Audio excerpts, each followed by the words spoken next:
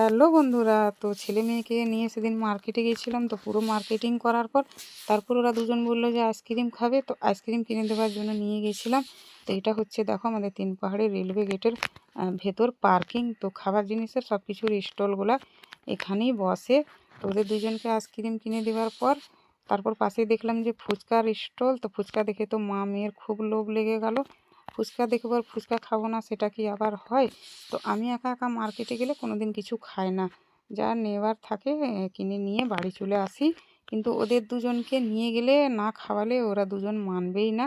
তো ফুচকাওয়ালা দাদার কাছে গেলাম, তো দেখলাম অলরেডি দুজন খাচ্ছিল। তো ফুচকাওয়ালা দাদা বললো কিছুক্ষণ দাঁড়াতে। তো আমি দাঁড়িয়ে দাঁড়িয়ে চারিপাশটা ঘুরে ঘুরে একটু ভিডিও করে নিচ্ছিলাম তোমাদেরকে দেখাবো বলে। তারপর ওদের দুজনের খাওয়া হলো। তো মা মেয়ে কয়েকটা করে ফুচকা খেলাম।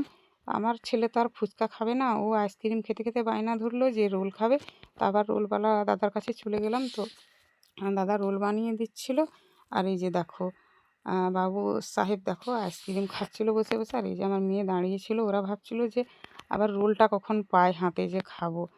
তো বন্ধুরা, আমাদের এই তিন পাহাড়ের পার্কিংটা কেমন লাগলো অবশ্যই বলবে। তো আমি তো মেয়ে মানুষ, সবসময় আর বাইরের ভিডিও দিতে পারি না।